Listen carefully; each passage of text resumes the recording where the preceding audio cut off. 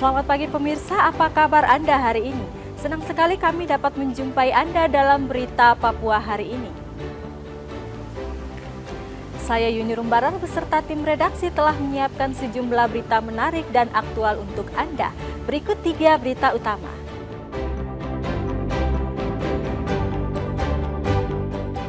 Helikopter yang hilang di Timika ditemukan hancur karena menabrak gunung. 4 penumpang dan kru dipastikan tewas.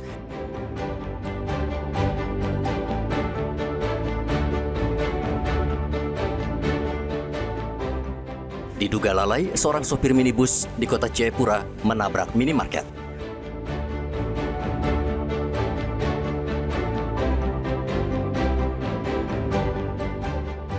Antisipasi protes warga karena jaringan internet belum normal, polisi dikerahkan menjaga kantor Telkom Merauke.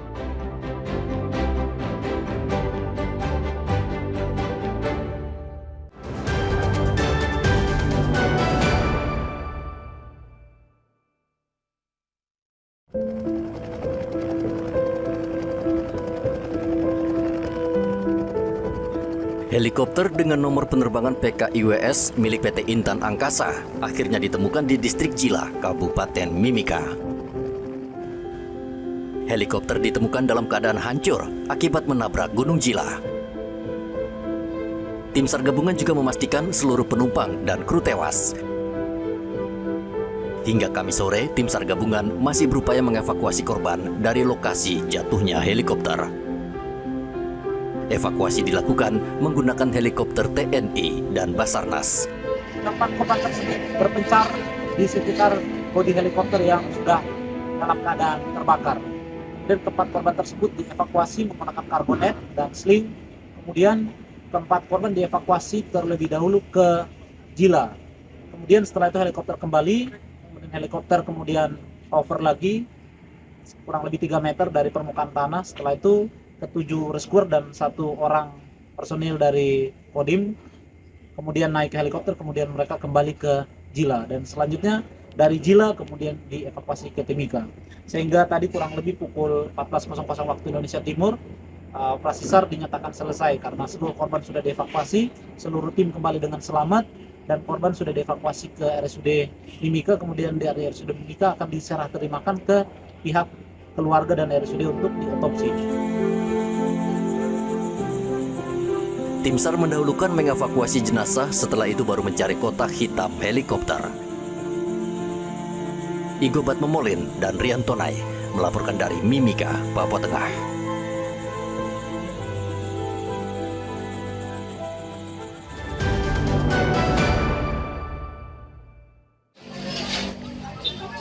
Diduga karena salah menginjak pedal, sebuah minibus menabrak 2 motor dan masuk ke dalam minimarket.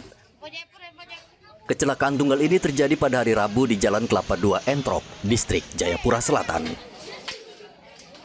Mobil awalnya diparkir dalam keadaan menyala, namun karena belum netral, mobil sempat bergerak dan sopir masuk lagi ke mobil dengan upaya untuk menginjak pedal rem, tapi karena panik malah menginjak pedal gas. Karyawan minimarket, Edi, mengatakan saat kejadian tidak ada pengunjung di dalam minimarket. Ia bersama rekannya terkejut ketika tiba-tiba sebuah mobil menerobos masuk, menabrak bagian depan dan merusak sejumlah fasilitas di dalam minimarket.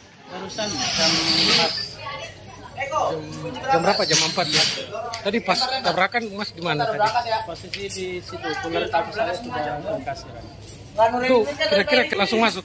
Tadi ada motor tadi. Gasnya itu kena karpet. Ya?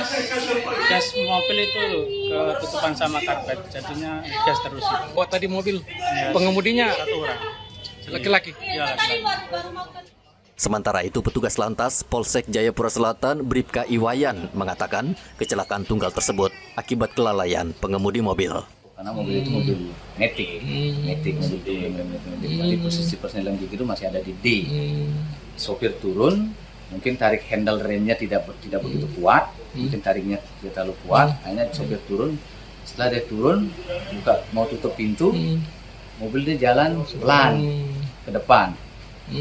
Mobil jalan pelan ke depan karena mungkin sopir panik, kaget, sopir masuk lagi ke dalam mobil dengan tujuan mau menghentikan mobil supaya tidak laju.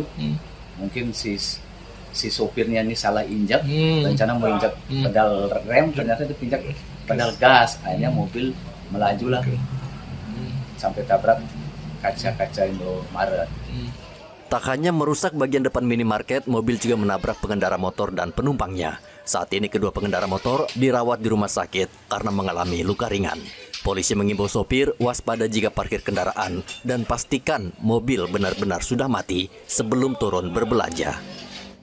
Arthur dan Rian Tonai melaporkan dari Kota Jayapura, Papua.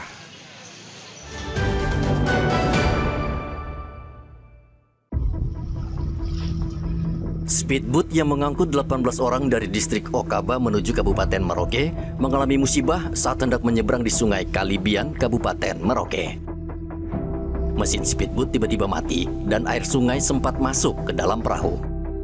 Penumpang sempat panik, beruntung mereka diselamatkan oleh nelayan lain. Menurut salah satu keluarga penumpang, ada 6 anggota keluarga mereka yang ikut dalam speedboat tersebut dan semua berhasil selamat.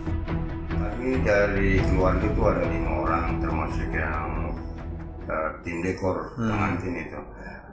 Jadi tiba-tiba mesinnya yang satu mati, sehingga ombak besar, dia terbalik sehingga kita menyelamatkan diri masing-masing. Tapi tidak jauh dari... Tidak jauh ya? Jadi darat masih kelihatan. Alhamdulillah kita semua selamat. Kurang lebih 18 orang selamat. Termasuk 2 bayi itu ya? Iya. Sementara itu, tim SAR yang terlibat dalam proses evakuasi memastikan bahwa seluruh penumpang selamat dan tidak ada yang terluka. Satu speed dengan POB 18 orang terbalik di perairan Okaba. Kemudian dan kami mengambil kesimpulan dan kami menyampaikan ke personil kami yang ada di pos Okaba untuk melaksanakan evakuasi korban tersebut. Berapa penumpang semua itu, Pak? Waktu laporan pertamanya itu ada 14 orang, ternyata setelah dievakuasi ternyata ada 18 orang.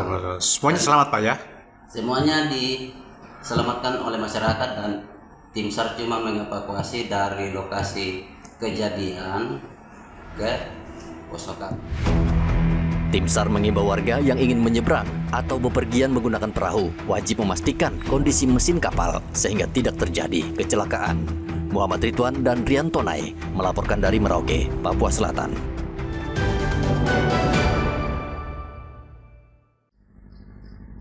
TNI Angkatan Laut Merauke minta nelayan Indonesia tidak masuk wilayah perairan Papua Nugini dan Australia.